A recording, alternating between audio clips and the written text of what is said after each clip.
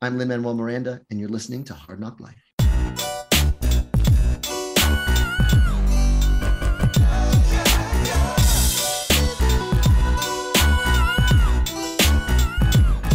Well, it's the NOC in full color. You see me? The Hard NOC Life. Welcome to Hard NOC Life. I am Keith Chow. I'm Brittany Monet. Brittany, what's going on? Not much. I saw Fall Out Boy last week, Yeah, that's right. as we talked about. So they did not actually play. They didn't start the fire?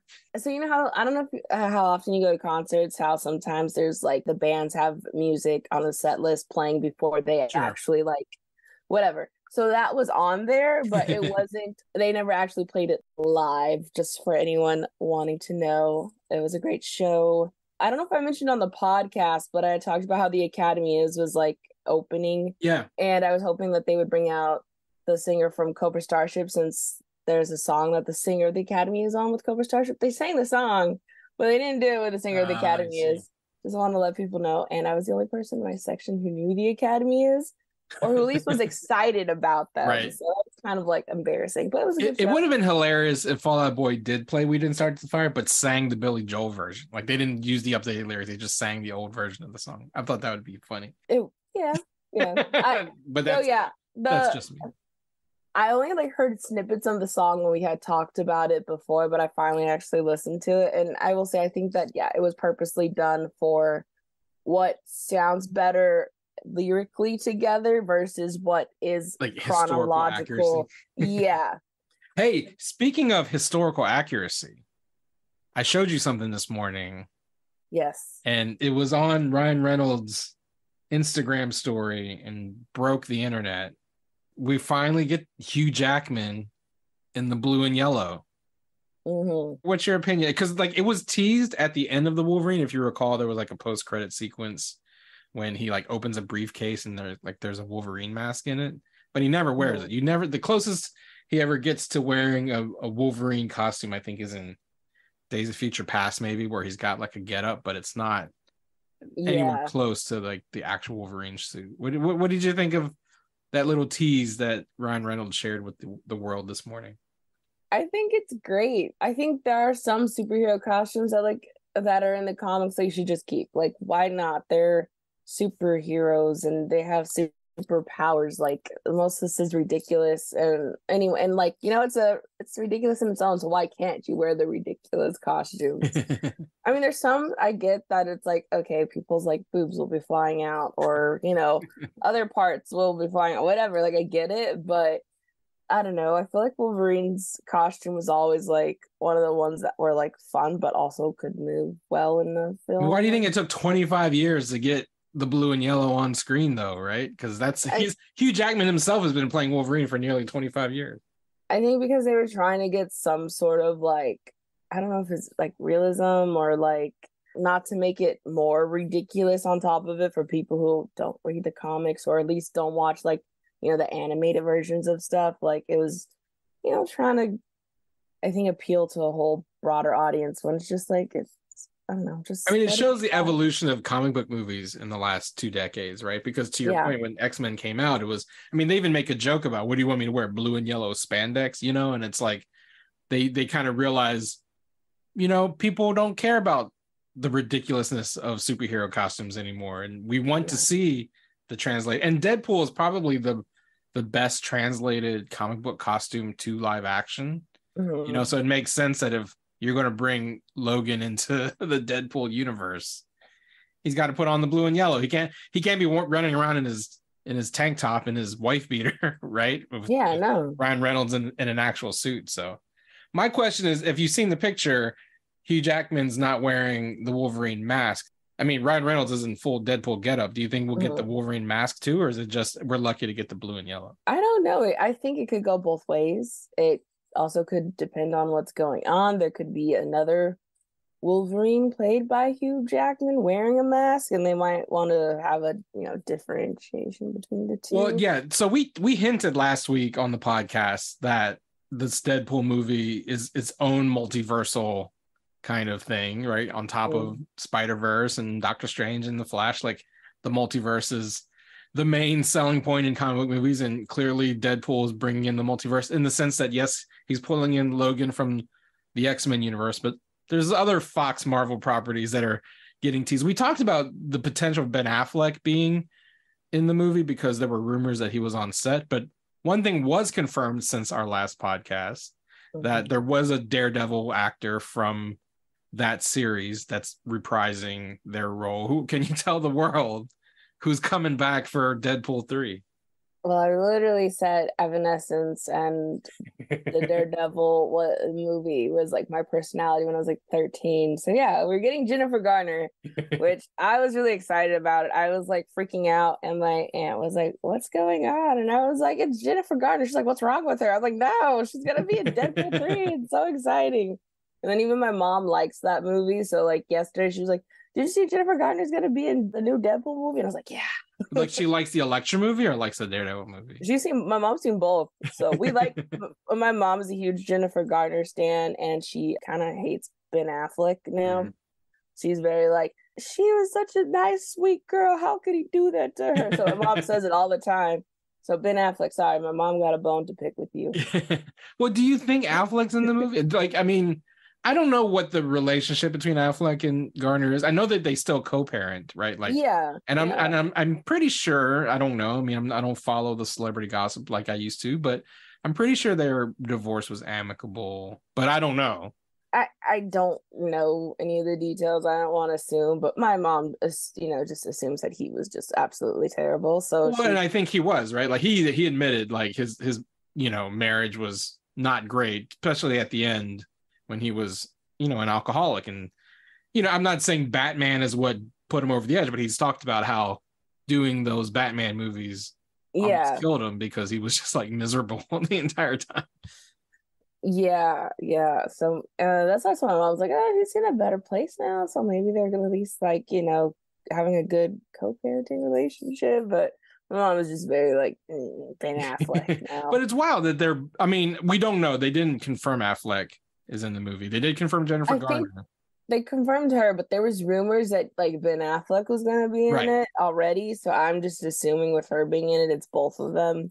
Yeah. Why would you bring in one and not the other if you're going to tug on that string? But I mean, either way, what do you think? I mean, Deadpool 3 is one of the like wild cards, coming out next year, because I have no idea how they're going to incorporate, because it is technically an MCU movie, right? Like they're saying this is the first full-on MCU Deadpool movie, but it's also number 3 in a trilogy from a series that took place before the MCU. So like, how do you think this movie is going to My brother because my brother's also like, he loves Deadpool and he's actually read a lot of the Deadpool comics. So his theory is that it's going to be an adaptation of Deadpool Kills the Marvel Universe. And it's going to be one Deadpool going up against another Deadpool, basically. One is the bad guy killing everybody in the other universe, and then the one is, going to have to take out the other one. And that's how he's thinking that's how he's going to end up in the MCU. And he teams up with Logan to like... I'm sure at the end of Deadpool 2, right, he had that device from Cable that allowed him to like jump universes in a way. So maybe that's how they'll explain it in universe, at least. So that's what my little brother is going with, that it is Deadpool Kills the Marvel Universe somehow like being brought into the story. So that's what my little brother thinks. I don't know, because I didn't really read Deadpool comics like that. So, but that's his working theory as of right now. Yeah. I mean, and Deadpool's always been meta. It's always been fourth wall breaking. So like, I don't think Sean Levy and the folks behind the movie itself really give a shit how it like fits in continuity wise, right? Like their whole bit is that we just make fun of everything. So I don't think it's like, this doesn't make sense. So they'll probably put a lampshade on it and they'll just make fun of the nerds who are like questioning the continuity of everything. Yeah. It'll be fine. Because I was one of the few people that actually genuinely enjoyed Free Guy. And then, I've liked the Night at the Museum movies. So I'm not too worried about Sean, what his work. And then he's one of the producers for Stranger Things. So yeah. I feel like it's going to be fine. Yeah. I feel like some people are freaking out for no reason. Well, and also like with the fact that it's Disney, people were assuming they were going to tone it down. But they've said, folks have been quoted saying it's still going to be a hard R. It's not, they're not toning down anything, like just because it's MCU, just because it's Disney. So I hope that's true, just because it's like, I really hope that Disney sees that. Like, the reason why Deadpool does so well is also because it is a hard R, and they keep, and so I hope that's like something that they don't go back on. I don't think they will, but I will say that, like, Free Guy was PG-13 and it was great. It was fun. So I'm not worried about what they're gonna do with it regardless, but I hope they still keep it hard R just because it's fun. Yeah, and all that means is that he'll say the F word multiple times, right? Like the violence in the Deadpool movies aren't even that, like, I mean, they're pretty violent. Let me not say they're not violent, but they're still, it's cartoony violence still, Yeah. I mean? Anyway, so I that was the biggest event that happened. And it's a good thing we're recording on Monday and not, our usual recording, because we would not be talking about it. And it's the biggest thing I've seen like all week is the fact that. And here's the thing: I'm not even that big a Deadpool fan. Like, the movies are fine. I don't think they're like God's gift to comic book movies. Like, I know there are people who love them. Your brother is a big fan. I was never a huge fan of Deadpool. I just figured, like, I just thought the characters, I find him annoying more than anything else. I don't think he's like as transgressive, as funny as a lot of people do. But the movies are fine. I don't hate them. I don't love them. But I'm actually excited for Deadpool 3 because it's like, I'm curious more than anything how it's gonna play out. Yeah, me too. I don't know. I kind of hope we'll see maybe Ian Grufford, or however you say his name, pop up as Mr. Fantastic. Well, I mean, that's the only other Fox Marvel property that they haven't announced as part of this, movie. So yeah, that's the, it's the culmination of the Fox Marvel universe. Maybe they'll have Ian Grufford and Miles Teller and Michael B. Jordan. Like, they'll just bring all the. I mean, there was a rumor that Chris Evans may show up in the movie as Human Torch, but I don't know how true that rumor is at the end of the day. I guess we'll find out. Yeah, that's the thing. I mean, it's getting to a point, like, all of these comic movie cameos are starting to like lose their luster anyway, in a sense, right? Like, ever since like Toby and Andrew showed up in Spider-Man, it's almost like now people are expecting, cameos, and it's gets to a point where, like, when you expect it too much, you're only going to get this. I mean, that was the whole thing with the Flash, right? People were like, "Who are the cameos?" And they're like, "Oh, those are the cameos." You know what I mean? Like the dead CGI people. Like, so yeah, there's but like diminishing returns. I feel that was just like that was just bad taste versus like I can understand that having your expectations too high for good cameos is like not something you should go into with every single movie. However, I feel like just. I mean, even the John Krasinski cameo in Doctor Strange was kind of like diminishing returns. You know what I mean? It was just like, oh yeah, fine, yeah, that guy. You know what I mean? It wasn't like, oh yeah, it wasn't the Tobey Maguire, Andrew Garfield kind of reaction.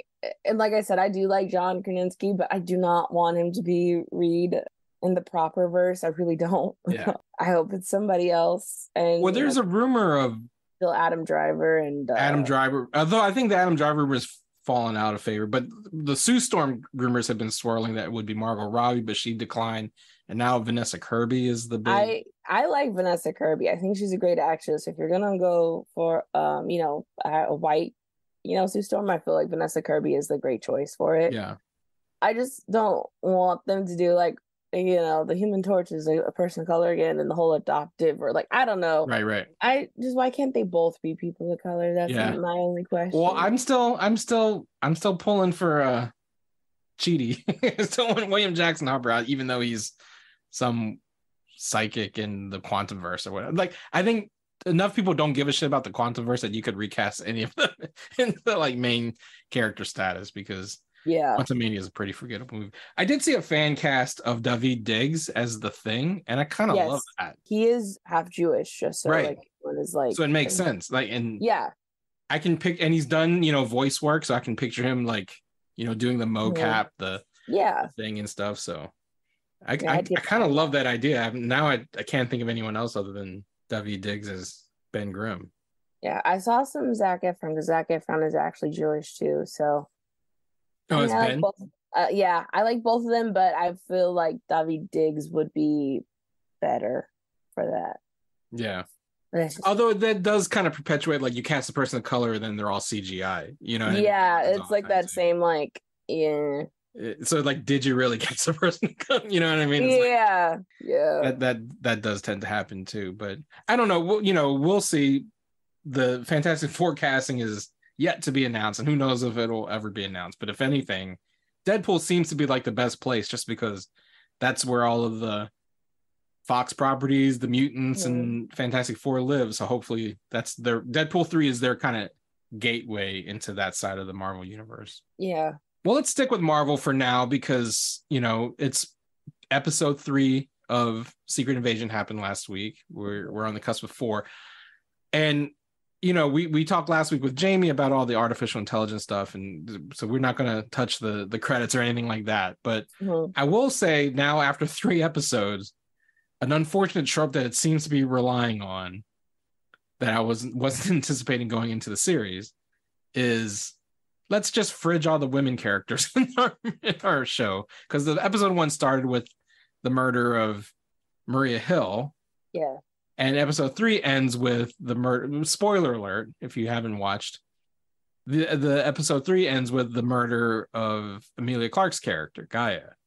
So are they just like gonna just every time they introduce, like, is Olivia Colman's like time limited because like if you're a woman in this show you're just gonna get killed to progress the story of the men? Like what's going on here? Or is that all a red herring? Is Emilia Clarke's character not I saw like some people's theories that I could see, which I think should be great casting for this character if she's actually that character instead, is that it is Abigail Brand who is using a scroll pod thing, kind of like, the Avatar movies, how they like project their mind into I saw someone saying like that, and then it'll start with like Amelia waking up from the pod, and like she's Abigail Brand with like the green hair and stuff, which that'd be cool. I'd be all for that. But yeah, I don't know if they're just killing the female characters to advance the man's story, then it sucks. Like, that's such a horrible trope. Yeah, like, because I'm worried about Nick Fury's wife now, because the other big twist at the end is that, like, is she a double agent? Who's she working for? It sounds like she's talking to Rhodey on the phone. Is Rhodey a Skrull? Like, there's already concern that Rhodey's been a Skrull the whole time. I'm not sure how I feel about that. That, like, the rumor is that he's been a Skrull even like during the old Avengers movies. Like, he's always been a Skrull, and that kind of from what I heard, the watch guide that they released, it did have the Avengers on it, as well as like Agents of S.H.I.E.L.D. So that's why it's just kind of like those two projects are very like tied together too. So it's just like, how do you feel about Skrull Rhodey? Like, I get people saying that the version of Rhodey that we're seeing now, like interacting with Nick Fury and stuff, like maybe the one that was in Falcon Winter Soldier, has been like the one who works like in the government, even though we thought he was like Secretary of Defense or something. Clearly he's not. He's just like a guy in the army still. Or the Air Force. But like, there are things I've heard, like he's been a Skrull since, Civil War, or he's been a Skrull since like Iron Man 2. Like, when Terrence Howard became Don Cheadle, that's when it was a Skrull. Yeah, I don't know, but also like if the Skrulls really have been on Earth for like 30 something years, it's like, well, yeah, some of the people who we have liked, some of them have to be a Skrull at some point, unfortunately, especially if you do have a set of like, did Gravik take over someone else's like role in what he's doing now? That's like another question, is like, was there someone else doing this and now he's taking it over? And so how many other Skrulls have infiltrated over time? So it could be very possible that the Rhodey hasn't been Rhodey for, even when he said like 15 years ago is when he found out about them. So maybe that's when he knew, because maybe Rhodey was actually killed in something, and then they were able to use a Skrull real quickly to switch him out, and no one knows. Or I think that's why the Civil War is the point in time, because he gets shot out of the sky by Vision. And, we think he just broke his legs, but maybe he actually died. And Rhodey that we see at Avengers Campus is actually a Skrull. That's when the Skrull switches out. Who knows? I mean, we could be wrong. He might not be a Skrull. He could be. Maybe he's got Fury's wife. I forget her name in the show, as like a double agent, as a working for the government to kind of like, who knows where her loyalties lie at the end of episode 3 and the beginning of episode 4. I still like, I mean, I'm I'm not sure what I think of the show yet. Like, yeah, I don't necessarily hate it, but like so far I'm just like, this is okay. like it kind of wants to be Andor for Marvel, but it's not nearly Not as doing it, compelling yeah. as Andor. Yeah, it's not. There's something missing. I think we've touched on it like for episode 1. I think what's missing is that they're still doing a lot of telling and not showing, because we don't know why the Skrulls hate Fury so much, because they don't I mean, you can guess that like it's because Fury promised to give them a new home and he just used them as spies for 30 years, you know, to, like Talos has to advance his career. But Talos is still cool with him, so like, yeah, all right, if that's the reason Skrulls hate you, why is Talos cool with you then? You know what I mean? Yeah, I don't know, because they're like, that's, and I think that's where it came, the problem of them like originally trying just to make all of the Skrulls pretty much, or like let's say 90% of them actually be like, you know, good people. I feel like that's where they maybe messed up with Captain Marvel, was trying to make them all just like, you know, refugees. Yeah. But something that one of the senator people in their meeting in the room, where she said the reason why our people became refugees is because we were too willing to fight. Right. And so it's just like, yeah, there's always been an extremist group of Skrulls, but I just feel like they should have kept that for maybe in the first one, and made that clear, like there's an extremist group and that you don't want them coming here, because then that's when they will make it harder, because now it just feels like, where did this divide come from besides, you know, Nick not finding them a home quick enough? Right. I mean, and that's the thing, like, you know, we talked about the Fantastic Four earlier, and, you know, in the comics, the Super Skrull is a combination of the Fantastic Four's powers, and it's like a throwaway reference in this episode, because it's like Gravik's kind of secret plan is to turn all the Skrulls into Super Skrulls, and not just like, there's just one Super Skrull. But it also feels like he's going to be the Super Skrull, because I think he already demonstrated the extremist powers last episode, and I think in a trailer they show him with the Groot arm, so like he's the Super Skrull. That's that'll be the big fight at the end. Although I don't know who he's gonna fight. Like Nick Fury against the Super Skrulls just doesn't seem like the right ending for the show. Yeah, you know? That's the problem with not having one of like the Avengers or Carol on the show, because there's like, who is going to, unless, you know, they show up, there's still like 4 or 5 episodes left. Yeah, unless someone else shows up. But like so far it's just looking kind of like, all right, like what's the threat? Like, why isn't Captain America showing up? Like, I know they hand wave the whole like, let's not involve the Avengers because like it's too expensive, but you know, we don't want them to be involved, you know. And it almost like, why not? Why would you not? It's, if you know that you have this threat, you form this group specifically to fight threats like this. Why would you not call in anyone? Like, call in Sam, call in like Doctor Strange. Someone should be around. That's the problem with shared universes we've talked about, right? Like, you can't really tell these side stories when you have like the big elephant in the room as powerful people like Carol or whoever it is that should be involved, and you're not, just because it's too expensive to cast all these people in your little streaming show. Yeah, and then like it's also just one of those things where this is a fairly big story plot in the comics, where, you know, the Avengers slowly get infiltrated by the Skrulls. That's the Secret Invasion. Yeah, so it's just kind of like the fact that there is no Avengers, and Logan is actually in the Secret Invasion comic, speaking of like Wolverine and stuff, because at first he's the one who starts picking up that Spider-Woman isn't Spider-Woman before anybody else. So it's like, and you know, and her not being involved either makes it another like problem, because, you know, the Skrull Queen pretends to be her. So there's that, and then they can't do the Agent of Sword comic, which is really good. Well, and like the whole, like you said, their whole like reasoning in the comics is completely different from the reasoning here, because they made them sympathetic characters in Captain Marvel. They kind of had to like manufacture a reason for them to be bad in the show, you know. Yeah. And also for Fury to like turn on them so quickly, because if he's like, there's no point where he's like taking responsibility for this, right? Because it's like, reflect a little bit, because even when Talos calls him out, he's like, he gets defensive, and it's almost like, You know, even he Mhm. questions his wife. He's like, where do your loyalties lie, wife? You know what I mean? And it's like, And she's like, "You've been gone." you blipped and then you decided to leave on purpose. Like, you know, Yeah. why wouldn't we be mad at you? So, but again, Yeah. we've never seen that Nick Fury. It's like there's all these references to a character we've never seen. Mhm. They keep trying to fill in the gaps, like exposition wise, but you know, it's more impactful to see it. That's why I was glad they had the flashback, but like we need to see how the relationships between Nick Fury and the Skrulls fell apart. And again, no one's calling out Carol. What's Carol been doing for 30 years? She's the one who took them Exactly. into space, you know? Yeah. Like, what's going on with her? Yeah. You know, and we don't even know anything when she shows up in Endgame. yeah, because all she says is there's a whole bunch of other people dealing with like stuff across the universe. But it's like, okay, but like what you been doing? But like the rest of the galaxy seemed pretty unaffected by the blip, you know? Yeah.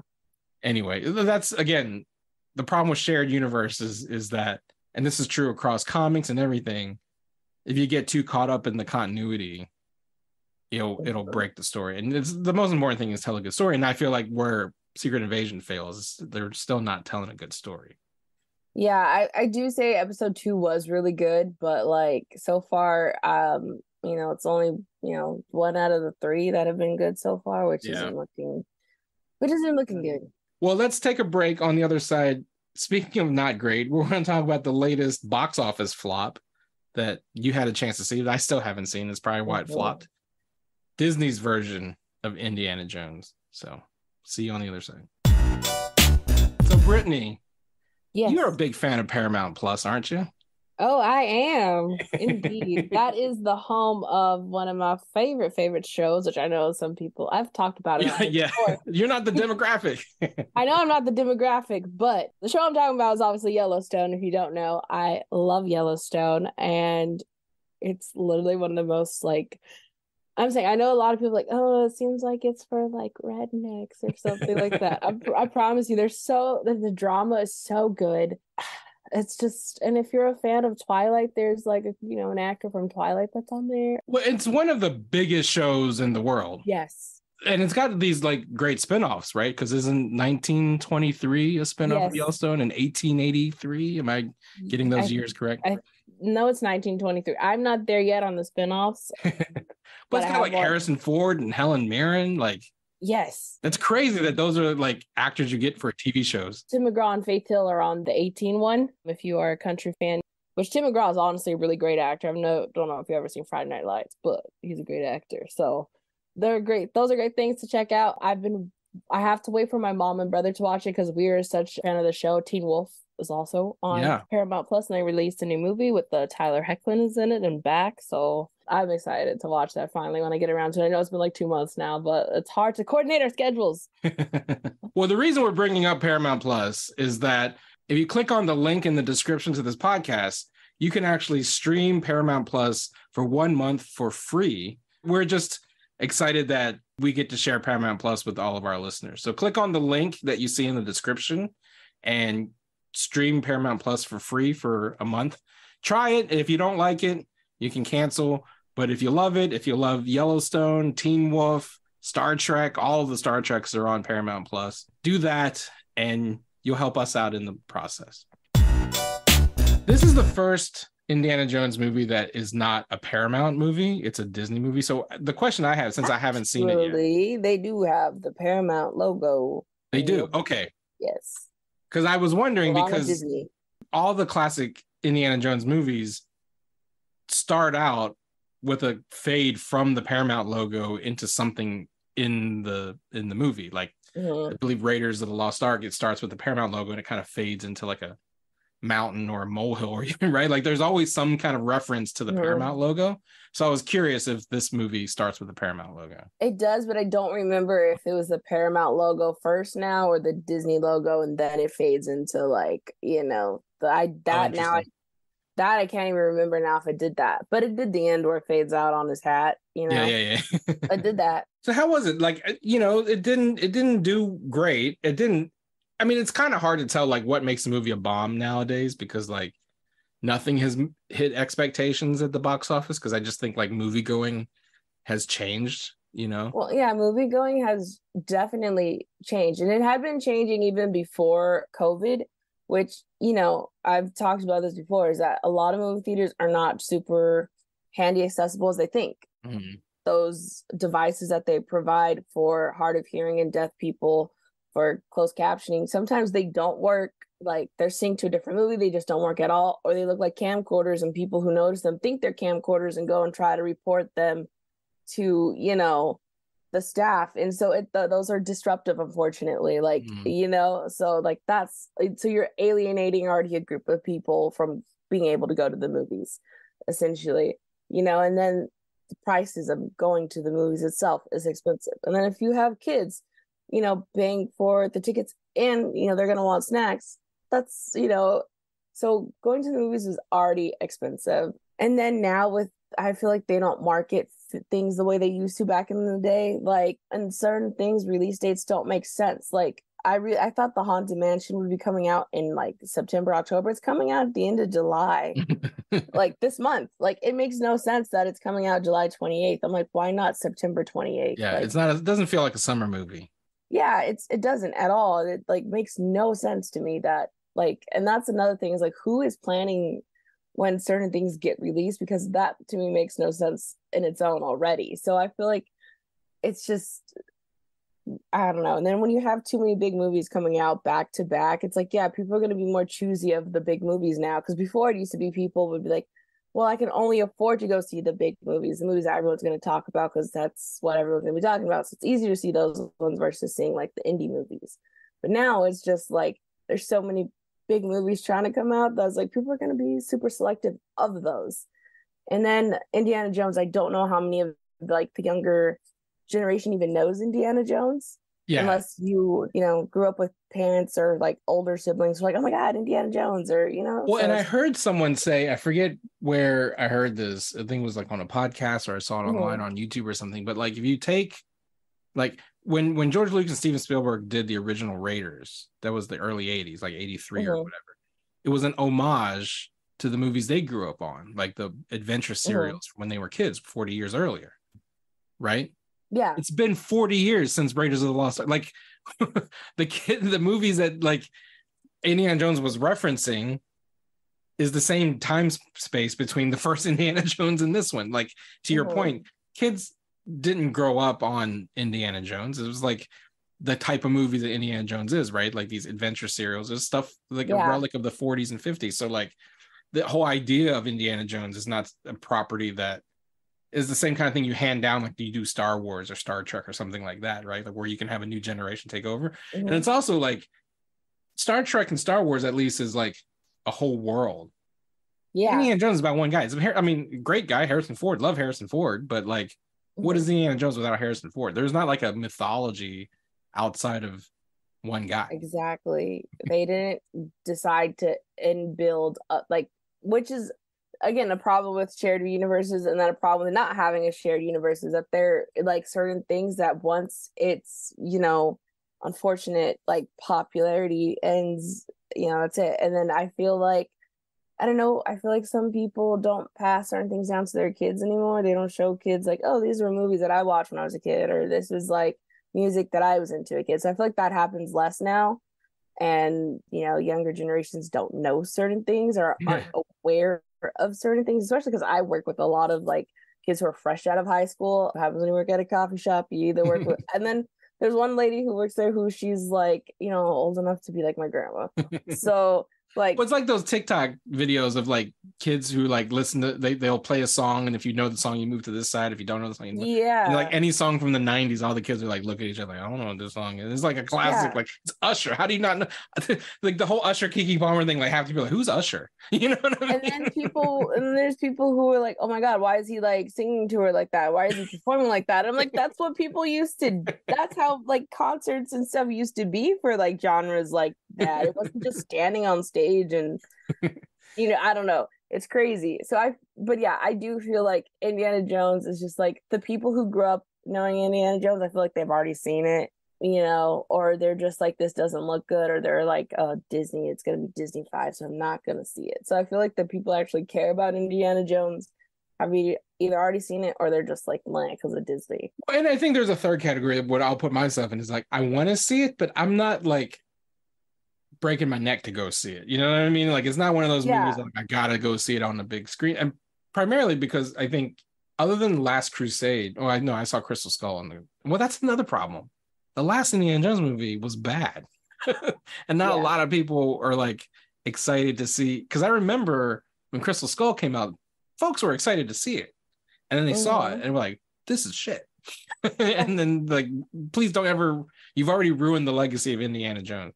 I've heard though Dial of Destiny's a return to form, but again, the audience for it has either aged up and died, or there's not a lot of like Gen Z who are itching to go see Dial of Destiny. Yeah, well, Pete Wentz of Fall Boy did see it and he loved it, because he's very much into like the Indiana Jones and Star Wars and all that. But for me, it did not hit. It could have been better. Parts of it really slow, so I don't know how many like passes of the script there was. That's what I was literally thinking at one part. Like, how many passes of the script did they go through with this? Because some parts dragged for like, I felt like no reason. Did Phoebe Waller-Bridge do any of the writing? Do you know? That I didn't pay attention to, but I know James Mangold directed it, which I was I was like, oh. And in the middle of the movie, I was like, because I didn't realize he had directed it until I saw like it, at the end that he did. I was just like, this doesn't feel like Steven Spielberg directed this.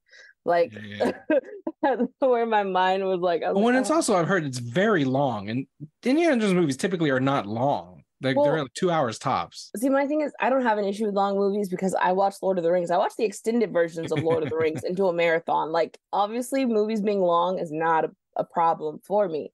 But if you have a long movie and it's not done well, that's where it's the problem. Well, like you said, if it's dragging in the middle, you probably could have cut that middle out. You know what I'm saying? Yeah. So it just, there's parts of it that I feel like worked. And Boyd Holbrook, he's one of those actors who's so great. And I feel like he was underutilized in this film. But of course, he's like basically playing like, the main henchman to Mads Mikkelsen. Mads is always great in everything he's in. But I wonder if Boyd Holbrook is like one of James Mangold's like go-to guys, because he was also the bad guy in Logan. So, he's great, and I feel like that's why I tweeted last night. If anyone saw my tweet, that he should just play like a cool grumpy vigilante, because why not? And Boyd Holbrook, he could do Green Arrow. Oh yeah, I think he'd be a good Oliver Queen. I really think so too, especially if you kind of want to pull some, not entire from Arrow with the whole like, grittiness or whatever, even though, he's a little bit more lighthearted in some other things. But he could pull off a lighthearted. He can do both. Yeah. He could do both. He would be the perfect combination of both. Like, that's what I was, I was like, Boyd should do more stuff. But, and it was weird hearing old man Harrison Ford voice come out of like the young. I mean, I know I said we weren't going to talk about artificial intelligence, but I did hear about the de-aged Harrison Ford. Like, the CGI is fine. It's the voice that is weird. Yeah, and it's kind of like when James Earl Jones is still voicing Darth Vader in Rogue One. Like, you could tell they didn't use AI James Earl Jones in Rogue One like they did in Obi-Wan, because he sounds a lot better in Obi-Wan because they just AI'd his voice. But in Rogue One, they brought back James Earl Jones to voice Vader, and it's weird because he's like sounds like 90-year-old James Earl Jones coming out of a young Vader's, I mean, not his mouth. You don't see his mouth because it's Darth Vader, but it's the same idea. Like, Harrison Ford is 90 years old basically, and he sounds like he's 90 years old. I don't know. See, Antonio Banderas is great though. Yeah, I forgot he was in it. I turned to my mom, I'm like, "Is that Zorro?" and she didn't hear what I said, so she's like, "Huh?" I'm like, "Never mind." And then I waited like a couple more minutes. I'm like, "Is that Puss in Boots?" And she goes, "Yeah." Gotta update your cultural reference. Like, no, my mom has seen Zorro, but she couldn't understand what I had said when I first asked her. So I was like, maybe if I say Puss in Boots, she'll know what I'm talking about. So you wouldn't recommend Dial of Destiny, especially if you're like thinking about, do I want to spend money on this? No, I would say don't. Wait till Disney Plus. Yeah, just because like I don't want people to spend money on it and they're just like, oh no. But if it's like, say something, you and your dad would enjoy going to go do, then I can understand like spending money just for like to spend time with somebody. But I'm gonna just go. Yeah. That's where I'm at with it. I mean, other than Barbenheimer, I feel like this summer is just there's not a lot on the horizon, right? Like I feel like we're not going to have the same kind of box office summer that we had last. Like Top Gun Maverick last year is what kind of saved the box office, you know what I mean? And this year, because it made just ridiculous amounts of money that no one expected. Like no one expected Top Gun Maverick to be like this $1 billion franchise, right? Mm-hmm. This year, like there are all these big movies that came out, like you said, back to back. Like Transformers came out, and then Little Mermaid and Flash and Other than Spider-Verse is like the one true success story. I will say Transformers was actually really good, though. It was good, but I mean, just financially, it still didn't make the kind of money. Unfortunately, financially, it didn't do well, but it was actually one of the good releases from like the crop of But no matter how good the movie is, like for whatever reason, people aren't going, and I don't foresee people going the other movies coming out this year. Other than I feel like Barbie might be a huge hit. Oppenheimer won't be. Barbie, I don't think Oppenheimer is going to be a hit. Like I feel like story wise, there are certain people probably would have seen it if they knew about it, but there's a lot of people who don't know about the movie and they don't know what it's about and haven't. Well, I mean, that's the thing. That's a true test because like Nolan is one of the few directors who like can open a movie just based on his name. You know, and but then Tenet didn't do well, but COVID has a lot to do with that as well. But that's a big test. Like, will people go see Oppenheimer? I don't know that they'll go see Oppenheimer in the same, unless they're all doing the Barbenheimer double feature. The way I'm scheduled that week, I unfortunately will not be able to see both. I'm going to see Barbie first. Yeah, we definitely got to cover Barbenheimer. Maybe I'll see Oppenheimer. I'll do the Barbenheimer double feature. We'll see. I don't know, but do you feel like excited for any other movie? Right, like that's the only thing that the people I'm excited are like... for the Haunted Mansion, but I just feel like it's in the wrong time, and I'm so mad about that because I feel like it's not going to do well, especially the week after Barbenheimer. Like, yeah, like why would you do that? Like everyone is talking about Barbie and Oppenheimer right now, and more people Barbie. So it's just like, why are you doing that? Oh, I mean, I actually think it's smart for Oppenheimer to like jump on the Barbie train because, like, to your point, there's more buzz for Barbie. The marketing for Barbie is everywhere. Like everywhere you turn, you see Barbie on like potato chips and makeup and shoes. Like, yes, exactly. Like the marketing is overdrive, and so it makes sense if I'm Oppenheimer. Like, yeah, go see Oppenheimer and Barbie at the same time. Let's just kind of dig into that. But other than that, like, I mean. What else is coming out? You said Haunted Mansion coming out. Blue Beetle is in August, but I don't foresee Blue Beetle making like. Which makes me so sad because I feel like it's gonna be a fun movie. Like I feel like that one's gonna actually be decent, and it's not gonna even do close as what Flash made in the box office, and Flash was terrible. I mean, it's still like if it just released on HBO Max, it would have been fine. Like you didn't have to put it in theaters, kind of thing. Yeah. But like, what else comes out? Like nothing. I don't know what else is on the horizon that the Marvels. But that's in the summer. The summer. Summer, yeah. Like this just seems like the summer movie season from hell. Like there's no big, like growing up. To your point about growing up watching Indiana Jones movies and things like that. Like summer was the time to go see movies, and I feel like even though we've been seeing movies every week, no one else seems to be, and it's kind of sad. Well, but anyway, with that, Brittany, what is nerd popping other than the disappointing box office summer? I have been watching Berserk, the old anime from the 90s. I finally watched episodes 2 through 4. I'll probably watch more later, but it's a lot of fun. I feel like Griffith might be gay for guts. I don't know. They had a weird water fight that I was like, I don't know if me and the homies, that's what we do. But so far the show's been great. And then tonight I'm actually going to see Honey Revenge at the Roxy, so that'll be fun. Cool. For me, well, I've been streaming a bunch of stuff, so I didn't see Dial of Destiny, but I did watch Harrison Ford on the show that came on Apple Plus a few months ago called Shrinking, starring Jason Segel as a therapist who needs therapy himself. And it's Harrison Ford's first TV show, I think. Okay. I think it predated Yellowstone that he was on, the prequel. But it's real good. Shrinking is very good, and it's just weird to see Harrison Ford in a sitcom because he's still like very Harrison Ford. But the thing that's nerd popping, I finally finished season 1 of The Bear, and I started Nice. season 2. So I'm I like haven't 2 started episodes season into 2 season yet. 2. It's good. You were right. I don't know what took me so long to watch The Bear. Once I did, I fell in love with the show. I love the cast. Still love Marcus as the baker. He's still my favorite character. Of course, Ida Berry, she's had a breakout year, and she's Yeah. amazing in The Bear. She's even better in season 2. I've only seen 2 episodes of season 2, but season 2 is like on another level already, 2 episodes in. So yeah, shout out to The Bear. That is such a good show. Makes me want to Right. eat an Italian beef every time I watch it. Yeah, no, that show is really good. As a show I watched with my mom, so I haven't like been able to watch season 2 yet. But yeah, I'm looking forward to it. My aunt, she watched ahead of us, way ahead of us, so she's already almost done with season 2. Yeah, But it's I'm great. looking forward. It is great, and you should check out Shrinking too if you want to see Harrison Ford embrace being 90 years old without any of the de-aging technology. I know he's not 90; he's like 81 or something. But anyway, Brittany, how can people find you on the internet? You can find me at Hi Brittany Monet on Hive, Instagram, Twitter. I'm not gonna join Threads. I don't know. I just don't ask me. I have a podcast which you can check out is at @litroom_podcast. You can find me on Twitter at The Real Chow, but I don't know how much longer because I am on Threads and Instagram at Real Keith Chow.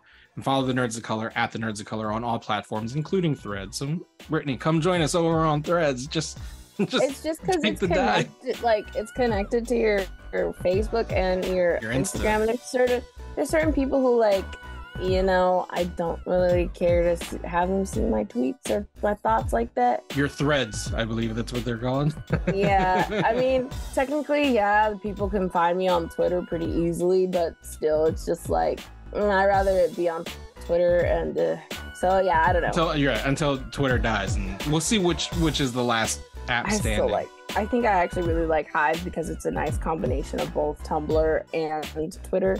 Right. So that's We'll see which is the last app standing. In the meantime, find the Nerds of Color on all of them and go to hardknockmedia.com to find this podcast and all the podcasts in the Hard Knock family. Give us a rating and review if you do. Check out our videos on youtube.com/the Nerds of Color. Support us on Patreon at patreon.com/the Nerds of Color. That's Hard NOC Life for this week. That's Brittany Monet. I'm Keith Chow, and until next time. That's not how the Force works. It's true. All of it.